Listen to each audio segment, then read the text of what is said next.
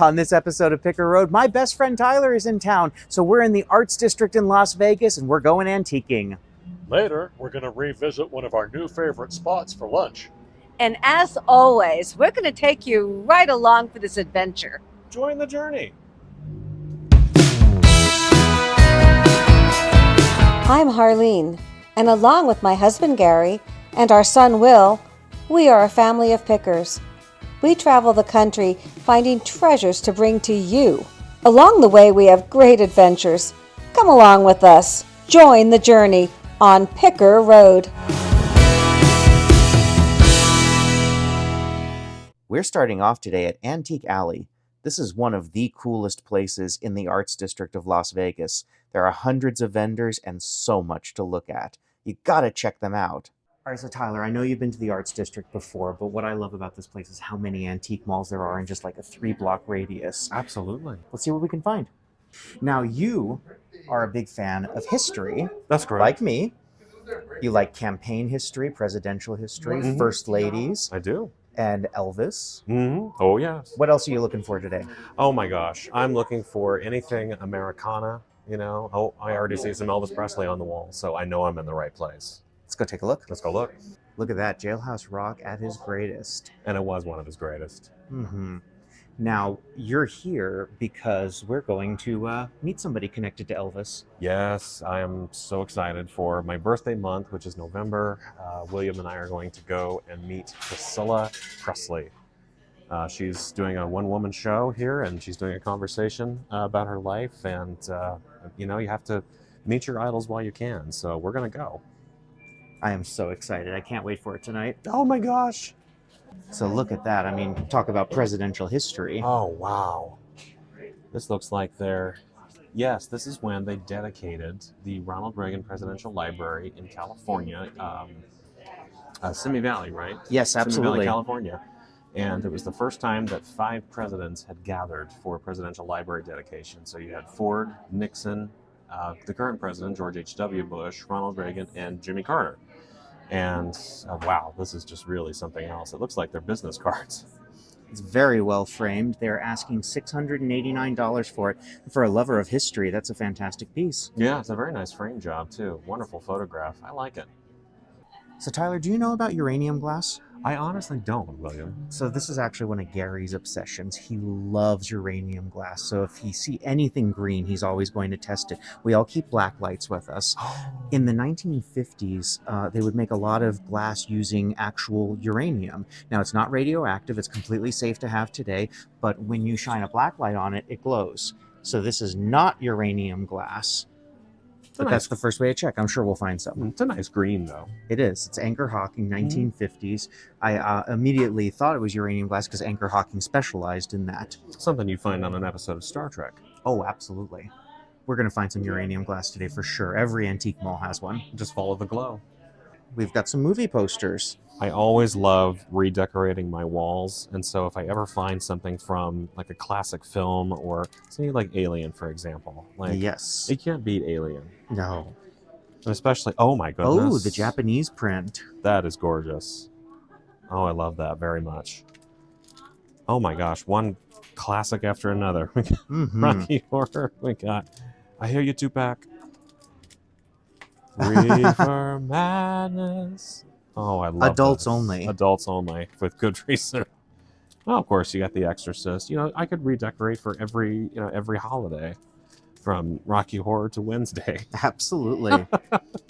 You put that up every Wednesday, right? Every Wednesday, that's right. Oh, Jaws. And then Jaws. I mean, I think that's one of the most iconic film posters of all time. Well, you've got your own connection with all those posters, too, so that's always a good thing. Oh, there you there's go. my man right there. The Hawaii Satellite Concert. God, he was at the pinnacle of his career when he did Aloha from Hawaii. And you could just tell when he was doing Suspicious Minds. It's like, yep, this man is at the pinnacle of his career. The last time you were here in town, we actually found a vinyl of that together while we were out antiquing. Oh, I love that. That's so wonderful.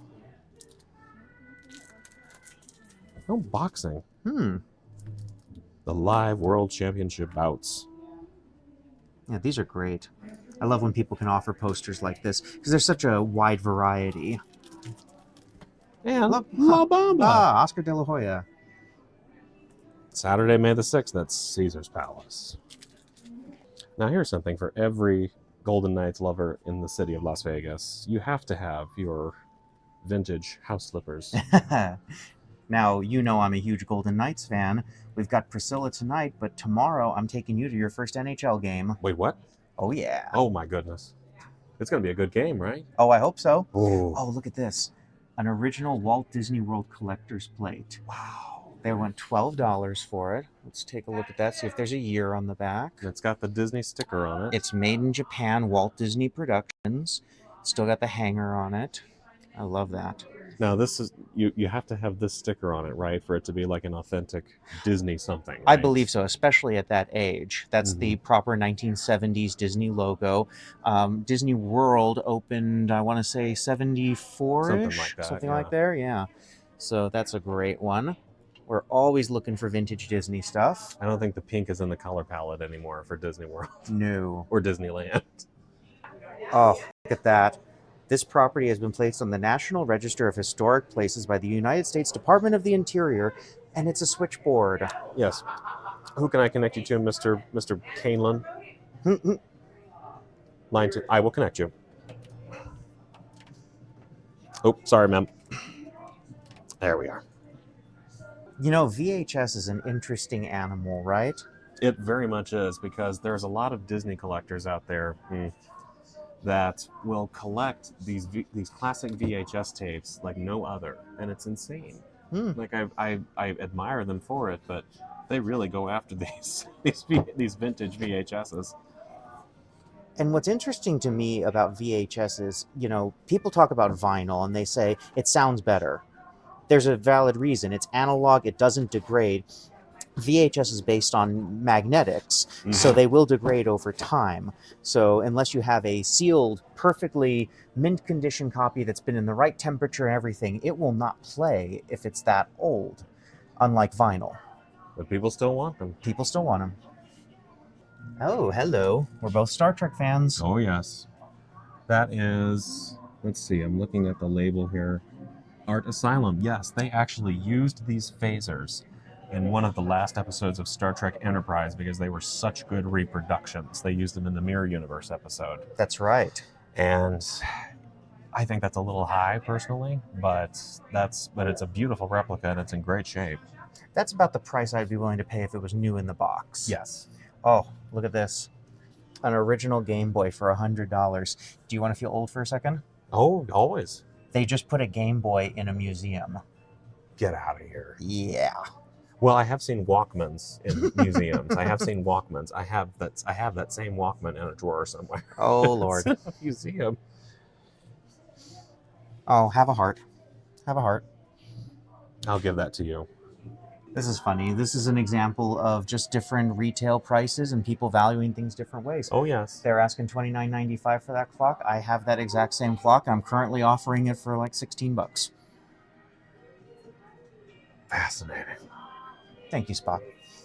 Always. Hey, look at that. Now, this is something that I believe Priscilla would call a rag mag. Exactly. Haha. Oh my gosh, it's a birthday card. Wow. Was their wedding really the biggest news story of 1967? Like ever. Like it was just insane. Like, and the fact that they borrowed Frank Sinatra's private jet to go and vacation and on their honeymoon. Like, that's just nuts. Oh, Reagan acting political. Well, that guy's not going to go anywhere, so. Ronald Reagan? The actor? Not going to go anywhere. No way. That was from Back to the Future, for those of you who didn't get it. Oh, it's a Diana doll. Oh, wow. Oh, that beautiful white dress. Mm-hmm. You haven't been to the Diana exhibit yet, have you? I have not. Your next no. trip, we're going to have to do that for sure. Oh, I want to. I'm a royal fanatic, so I am always about anything the royal family. Ooh, now you're speaking my language. A wall of pop culture trading cards. Oh my gosh, we've got everything from Star Trek to Maverick to the champagne of collectible cards. Look at these original GoldenEye. That was the first Bond film I ever saw in a movie theater. Oh my goodness. Well, we know how old you are. Okay, so $5 for a single pack. Mm-hmm. That's retail, but I'm getting a pack of that for sure. And I see down here they've got the Elvis Cards of His Life series. Everyone knows I've had boxes of those. I've offered them in our Whatnot sales. I've given you several packs. I love them. But over here, they have the Elvis Lives set. Ooh. I have never actually seen these sealed. They want $5.65 a pack. I'm going to buy you a pack. We're going to see if we can pull an Elvis cut trading card autograph. Yes. I'm all about it. Ooh, Funko wall. Oh, I love Funkos. Everything Funko I love. Especially the vintage ones that you don't think you can find. Like, for example, a wall of Star Trek. Now, we each have our collections of Funkos that are signed. We do. Which ones do you have signed at this point? Okay, so I have Kirk, Spock, Sulu. Oh gosh, I wish I missed dear Nichelle Nichols, but God rest her. But I also have a couple of different ones from the Next Generation, and I actually met Tony Todd a couple of weeks ago. He's big in the horror scene, and he signed my Klingon Funko, so I was very happy to meet him. That is so cool. Now I have Kirk, Chekhov, Sulu, and I think that's it for Star Trek. Yeah. Oh, you have Saru. Oh, of course. I've got Doug Jones and Sonequa Martin Green on the Star Trek Discovery ones. Yeah. I love Funkos because they also just keep putting out new ones all the time. So look at the selection here. There's Indiana Jones. We know Harrison signs them occasionally. And try to see a Jackie Kennedy Funko. That's a new one. Oh my goodness, Ruth Bader Ginsburg. Wow. Look at all the Happy Days ones. That is fantastic. That's great. Now, this has got to be among the more unique Elvis items I've ever seen in an antique mall. They're saying that this is an authentic piece of Elvis's hair. And there is a story behind this. Like, it's, obviously it's encased very well, but if you pull this off the wall here, there's actually a full-on story back here. Okay, let's see. So this piece of Elvis Presley's hair was originally acquired from the Masternet Inc. Americana auction in 2003. The history is, my family, rented a house in August of 1992. Okay, we met the person who lived across the street. He talked about how he used to cut Gladys and Vernon Presley's hair, and that's how they met Elvis and started a relationship with him. Every time they cut Elvis's hair, they would roll it up in a towel and save it. That is absolutely insane, and it's got a whole line of succession under it. Yep. That is just crazy. That's insane. And do you see at the bottom, not affiliated with EPE, Elvis Presley Enterprises? No, of course not. They would never. And they are asking $500 for it. It's hard to put a price tag on something like this. Like, it's because it's something, it's something a part of his life. And literally. It's also something that I think would be a little bit divisive. Are people grossed out by that? Would they want to own a piece of hair? I don't know. Leave a comment below and tell us. Exactly. All right, as a lover of history, I've got to ask, have you ever played Watergate, the board game? I have to be honest, I have never played Watergate, the game. This is an actual board game of Watergate. Fight for the truth. That is really something. Oh, look who we found. Hi. You found anything interesting? I have lots and lots of things. We've been speaking to all the different vendors in the store, and they have some really great, fun things here. So, it's a really great place. Are you monitoring a land grant? Not worth it. That's an entire vein of gold over there. No, it's no uranium. Remember, we're looking for uranium. Now, there's an interesting piece of presidential history right there. So we have John F. Kennedy and Jackie Kennedy together, which you don't see very often, honestly. Now, seeing that postmark there on the right, do you think that that's one of those examples of, what's the term when a president or a member of Congress can sign their mail and get free postage? It's like a frank. Franking, right. Franking, yes. Franking privileges. So I wonder if that was the case for that one particular. Now, of course, at that price point, I would very much like to see an authentication sticker on it. Absolutely. Something for the Kennedys, you better believe it. What do we have back here? So on the bottom here, we have, it looks like a signed check from Ronald Reagan. Oh, wow. And right above it is a signed photograph of the Titanic by Melville Dean. Mm-hmm. She was the last living survivor of the Titanic. I believe she was 6. She was a baby when Titanic went down, and she was put into a lifeboat. She was the last living survivor. Wow.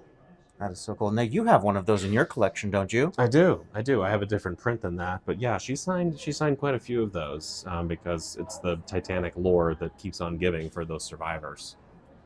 All right, so we just checked out. I got these 2 packs of trading cards. I got the GoldenEye James Bond, and I got Tyler the Elvis Lives. Now, there could be a authentic Elvis Presley cut autograph in this pack. Could you imagine? That would be $5,000 for $5. Ooh. All right, you do the honors. Oh my goodness. All right, here we go. Here we go. So exciting. It is exciting, isn't it? Oh my goodness. Okay, here we go. Or be square, my friends. Okay. Elvis, 1957 Tupelo. Go and flip them around. You're on the Flip there them we go. around. This would be the front. Oh. There you go. Kid Galahad. That was a good movie. I always liked watching that movie. Kid Galahad, 1962. Very nice. We've got Tupelo Homecoming, Wow. 1956. That was a crazy concert. And we got Sessions when he was recording Loving You, 1957. And On the Road. Oh, we got one. Yeah, one more. Yeah. On the Road. That was in 50. I'm going to say 56. Oh, yeah. That was the heyday. And 1957 in Tupelo with that gold lame suit. Oh, Wow. love Those are that. cool. What a nice Those are find. great cards. Those are very nice. All right, let's see what we've got in the James Bond pack now. These are original from 1995. Like I was saying earlier, this is the first Bond film I ever saw in a movie theater. All right. GoldenEye, okay. You can smell the smoldering of the Soviet Union. All right, let's see what we got in here. Oh. Ooh, okay, so that's the car chase scene where he's got the statue on top of the car. There's Pierce Brosnan in his first turn as James Bond running from the gunfire. We got Bond on a motorcycle. Is that in the Cuba sequence, maybe? That was... Oh, that's at the end of the opening That's at the end of the sequence. opening, yeah. Let's see. We've got Desmond Llewellyn as Q. That's not a real cast. That cast shoots a rocket out of it. Hunting. We've got him on the beach with Ilyana. Ileana, yeah. Ilyana. All of the troops running after him to catch Bond. There's Famke Janssen as one of the Bond villains. And that's her again. And that's the set. Okay. That's fun. Some That's fun lovely. vintage trading cards. Yeah. Let's head over to the next antique mall. All right, now we are at Main Street Peddlers, which is keeping history alive. Let's go in and see what we can find. Ah, it's a beautiful day in Vegas, perfect for picking. Let's head on in.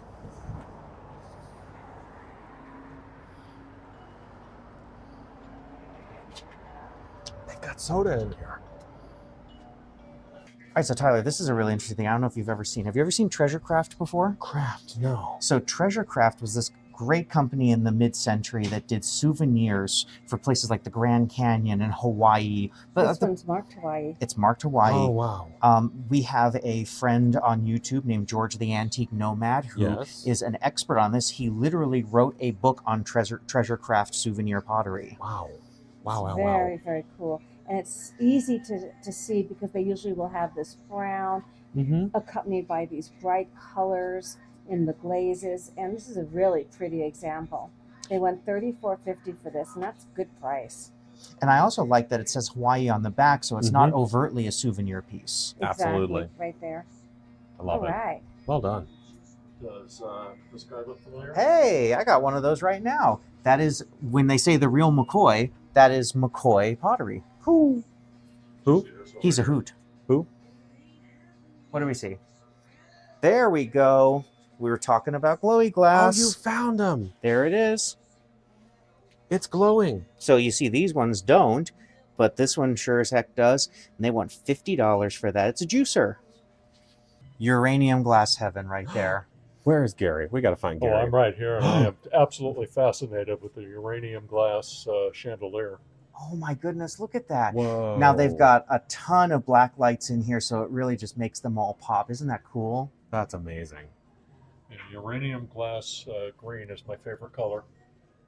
And look at this one with the gold accents. That's very similar to the dish that we have. Yeah, very similar. Well, because your entire house is just lit by black lights. So this makes a lot of sense, like all these glow lights. What are we seeing? Oh, we got some campaign buttons here. Oh, look at that. Now, those are some older ones by the looks of it. That is, absolutely. So we have re-elect Hoover. That was 1932. Oh my. Let's see, in the back we have, another Hoover back there. We also have a McGovern, not McGovern, Humphrey. Humphrey. Now, that one in the back there, that's Estes Kefauver, who was Adlai Stevenson's running mate in 56. He beat out JFK for that spot. Mm-hmm. What was he running? He was running for president, I guess, against Stevenson, right? Mm-hmm. Wow. To the victor go to spoils. Exactly. And the second place gets VP. So something that I discovered down here in this left-hand side here, these are all coins from various realms of Her Majesty the Queen. Oh my. And in the very back there, you can see the 50-cent coin, the 50-pence coin from 1951. That is His Majesty King George VI. Look at that. I would imagine there's some silver content in that too. Yeah, you don't see many of those. Mm-hmm. Oh my goodness. Now this is the Postal Commemorative Society, and you could have your name imprinted on it. So whoever collected this one page at a time, they were probably sent a page every couple of weeks, and of course, handsomely charged for it. Wow. Bermuda. Bahama, come on, pretty mama. Key Largo, Montego. Lesotho. Wow. The only country in the world contained within another country. Right. Unless you count Vatican City. The Bahamas. Wow. Turkmenistan. That's nuts. This is insane. How much are they asking for this set? They are asking. I wish I could tell you. It's a good question. Let's find out. $75. $75, which I'm guessing is a lot less fraction than this person paid for the mail service to per receive month. these. Yes. I was excited to get into this booth with you because what happens in Vegas may stay in Vegas, but people preserve it. This is a Las Vegas history booth, and look at all the different things. First of all, how amazing is that? I'm blown away by that. They used the dice to create the different hours of the clock, and they've got all the original Vegas hotels there. Stardust. The Sands. Could you imagine going to see Dean and Frank play at the Sands? It was like a $12 ticket and a $10 steak dinner. I hear the Hotel Tropicana is quite nice. Diamonds are forever. Mm-hmm. See, for a town that people think doesn't honor its history, we really do. Yeah. Look. All the way down to the name tags. Exactly. Look at all these. Look at that. Marta from Oklahoma worked at the Silver City at some point. And then what do we have over here? We've got Circus Ringmaster keychain die. The ashtrays, of course. Oh, I've never smoked. I will never smoke, but I appreciate the history of ashtrays. I keep looking for one from the Sands. One of these days, I will find one from the Sands, and I will probably put that in my collection. I love how deep they are. Right? Well, you assume they're going to get a lot of use every night. A lot of packs. We're back to Funkos. Oh, we're back to Funkos. I found this guy. So they did a Star Trek set a couple of years ago. So they had Kirk, Spock, Scotty, Klingon, an Andorian, and an Orion slave girl, and they're kind of hard to find. And you know what? These go on eBay for a significantly more than $15. So this one's coming home with me for sure. Nice. You know, I think it's appropriate that we're having an Elvis kind of day. I got lucky, baby. 1975 Elvis Live. And it contains the following tracks. We got I Got Lucky, What a Wonderful Life. These are all from different movies of his. You Gotta Stop, You're Wrong Again, If You Don't Think I Need You. Yeah, these are all great B-side tracks for all of his movies. Nice. Love it. No, landline. No, not a cell phone. No. They used to have landlines. Can I put you on hold, please? Yes, thank you. No, I'm not going to hang up on you. Yes. Landlines. We've come a long way. Oh, what a beautiful print. Who was playing at the time? Looks like Elvis, with Ike and Tina Turner as second billing. Ooh. You know you're a big name when Ike and Tina Turner are second billing and Red Fox is third billing. Mm-hmm. Of course, you could also see Hair, America's #1 musical. Well, when the International opened, it was the largest hotel in the world. The brand new International Hotel. Of course, that's Tom Hanks in the new Elvis film. Mm-hmm. Now Um, it's called the Westgate. The Westgate. It became the Hilton and then the Westgate. You can still go there. They doubled it in size. It's Mhm. tremendous. It's a labyrinth. Now, I forgot to mention that Tyler is visiting from Missouri. Missouri. So, what would it be like if you tried to get a life-size Humphrey Bogart on the plane? Well, I've never tried to get someone that big on the plane before, but I imagine they're probably good sports. I would imagine they would. No, that's a no-go. That's a no from me, dog. Some pop culture stuff in here. Oh, look at this. C-3PO cereal encapsulated. $300 for a box of cereal. Do you think it's still good? Well, I pity the fool, considering there's Mr. T right next to it. That's great. And we've got some Crystal Pepsi. Oh my goodness. Now, it was crystal clear back then, but now all the chemicals have processed and it's turned brown. That's something you put in your body in the 1980s. $100 and now $25. I'm not going to open that. I think that's a good idea. Look at all the Star Wars stuff there. And See some vintage down there. And a framed photo of Harrison Ford. Because why not? Because why not? Do you ever get the feeling you're being watched by like 50 cats? We should leave. Which one is Felix? Will the real Felix please move their eyes from left to right? This is like I Am Spartacus. Slowly back up. We should abandon our cards immediately. I'm just gonna, because I want the jackpot. I mean, that's pretty cool. That's the inside of a slot machine. Didn't know you could have these. So that's a zero-armed bandit, I guess. Is that really a pocket television? I was trying to get the prices right, but I think it's out of commission. Pretty cool, though. This is nuts. Like, you had a radio and you had your everything. Like, this is nuts. Made in Japan. Citizen. Now, of course, they make watches today. They do. Wow. Well, every once in a while you got to make a portable television. I mean, it's just an Elvis kind of day. I mean, you find this when you're in Vegas. This is the new one. This is the one they just released in the Pharaoh suit. That's awesome. The Diamond Collection with glitter. Well, yeah, of course. Can you get more Vegas than that? I love that. That is so great. Oh my goodness.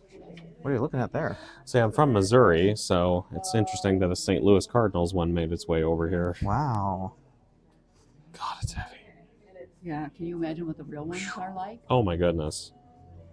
Yeah, These are repros. I could do some damage with that. A little bit. You saw what the Golden Knights ones look like, right? Yes. Yeah, those are something. Did you see? Uh-oh. So Now you have to buy it. Some technical difficulties, folks. Get the butter. Get the butter. Well, there was a fantastic row of 45s over there. Everyone knows I love 45s. I found 2 vintage Dolly Partons for $3 a piece. Which tracks are they? It's I Can't Be True and Don't Call It Love. Oh. And they're $3 a piece only. That's a great deal. Great deal. They're going to go right in my personal collection. You got that Funko Pop. Mm-hmm. Shall we pay for our treasures and go grab some pasties? Let's get our treasures. All right.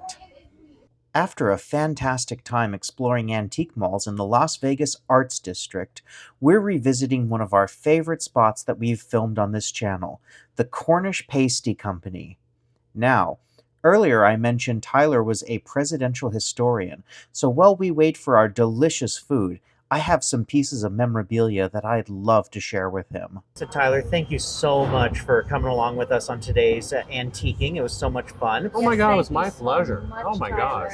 I love antiquing, but I love antiquing with friends even more. So it makes it all the more worthwhile. So I'm so glad to be here. Well, knowing that you were going to be here, I brought a few things along with me. Yes.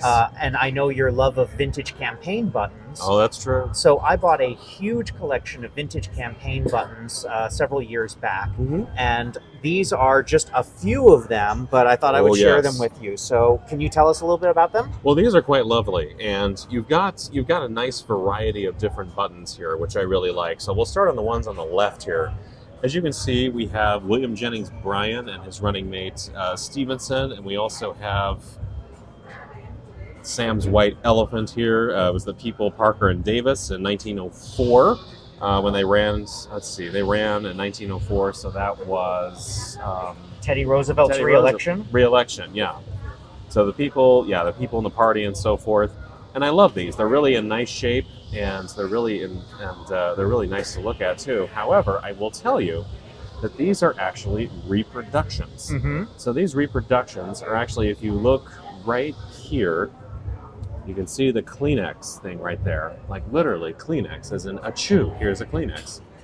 They actually, during the bicentennial of the United States of America in 1976, they made these outstanding reproductions to go along with the spirit of 76. So they made all the campaign buttons up to that point.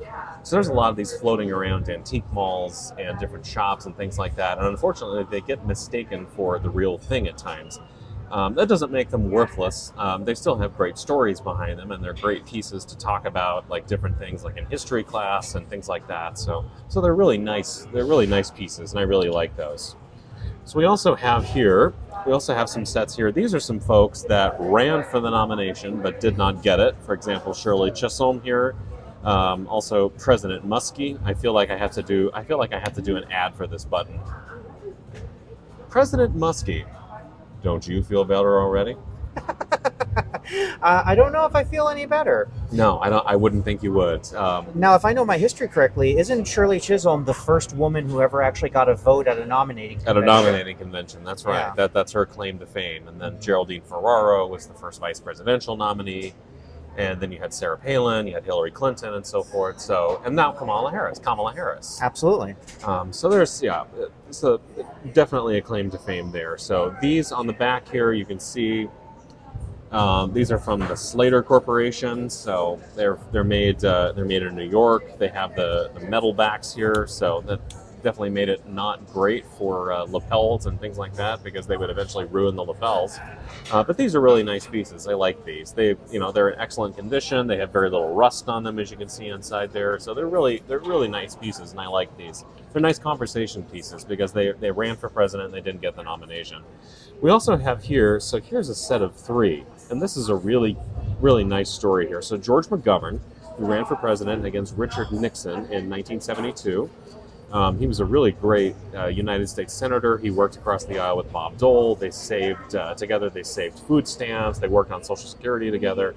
So very great example of bipartisan cooperation. But he ran for president in 1972, and at first he had the running mate of Tom Eagleton. And unfortunately, Eagleton was kicked off the ticket due to an undisclosed mental illness, I believe is what it was. And of course, back then, mental illness really had a giant stigma about it. So it was something that really was not thought well of. And so they kicked him off the ticket and they replaced him with Schreiber.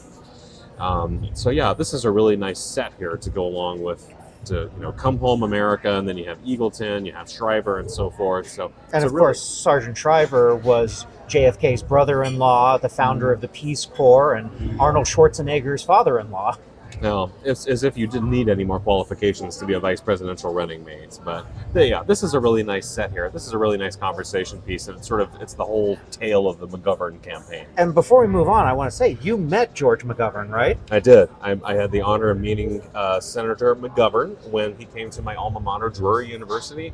The president at the time, Todd Parnell, was good friends with the McGoverns, and they invited him to campus, and he actually came to my U.S. Congress class and chatted with Ken Heckler, who was an aide to Harry Truman and later a U.S. congressman. And so it was just really cool to see this Republican and Democrat statesmen sort of back and forth, sort of talking about issues and things they were proud of and things they disagreed on, but they could have spirited debates on, and they didn't hate each other afterwards. So how about that?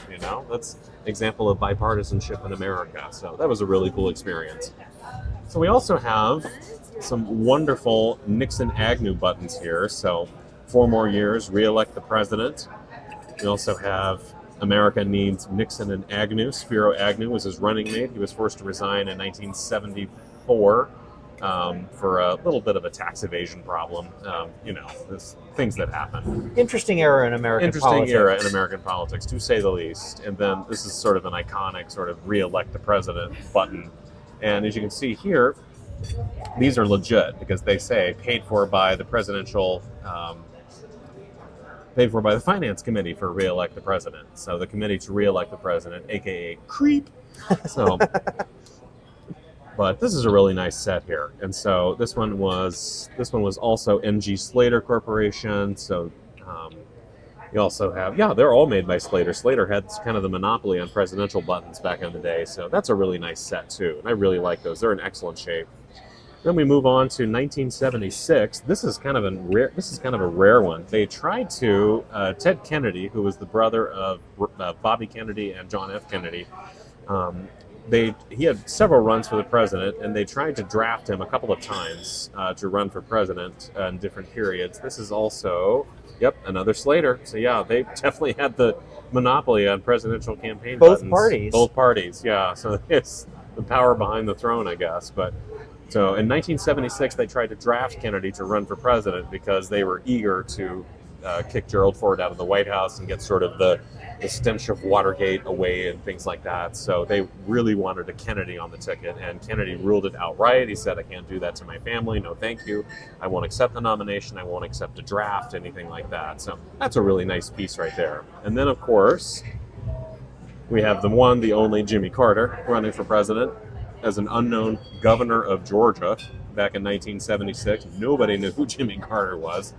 But he really connected with the American people, and he and Jerry Ford had a very spirited contest for the presidency, and they actually became good friends after Carter left the White House. So they were kind of each other's besties afterwards. Carter actually gave the eulogy at Ford's funeral, which is really quite something. So, and this is, I want to say it's another Slater. Nope, there's actually no markings on this one. So, but it does have some age on it. It does have a little bit of corrosion and rust on it. So that's absolutely the real deal. So these are really nice pieces. So I'm so glad you brought these, because there's so much history behind these buttons, and they still make buttons. They still, even for modern presidential campaigns, they're often those big, giant ones that cover the entire lapel and things like that. So they're huge, but they're. Presidential history is so interesting. Because there's 14 presidential libraries in the presidential library system today, soon to be 15 when Obama's library opens. But they're not only the repositories of these presidents' documents, they're also the keepers of those time periods in American history. So everybody should visit, a library if they're close to one. So unfortunately, Nevada, I don't think has any presidents. Not yet. Not yet. So we're working on it, but. So I encourage everybody, go and learn your history, go antiquing. You never know what you're going to find, and so that's what this show is all about. And so I'm very proud to join the journey with you. So I really appreciate you having me. This has been so much fun. Thank you, Tyler. Shall we go see what Priscilla Presley has to say to us? Let's go see Miss Priscilla. I'm so excited. I love Priscilla. Oh my gosh, I can't wait. Look at these amazing pasties packed with piping hot filling, including lamb and mint. Yum. And no visit here is complete without some incredible sticky toffee pudding and a side of ice cream. Now, as we discussed, later that night we had the great pleasure of seeing Priscilla Presley live in conversation. She talked about her amazing life with Elvis, her own acting career, and the importance of family.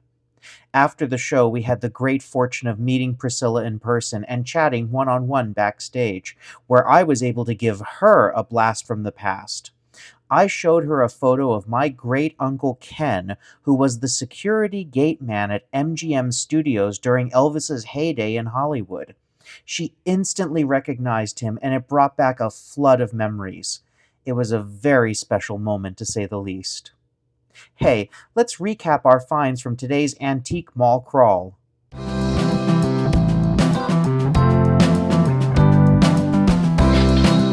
After an unforgettable day of fun, the party continued with a Golden Knights hockey game. This was Tyler's first one, and he had a blast. Plus, they won. Hey, if you enjoyed seeing me and my best friend out picking, let us know in the comments. We'd love to have him back on the channel next time he's in town. Also, please like, subscribe, and ring the bell, because we want everyone to join the journey.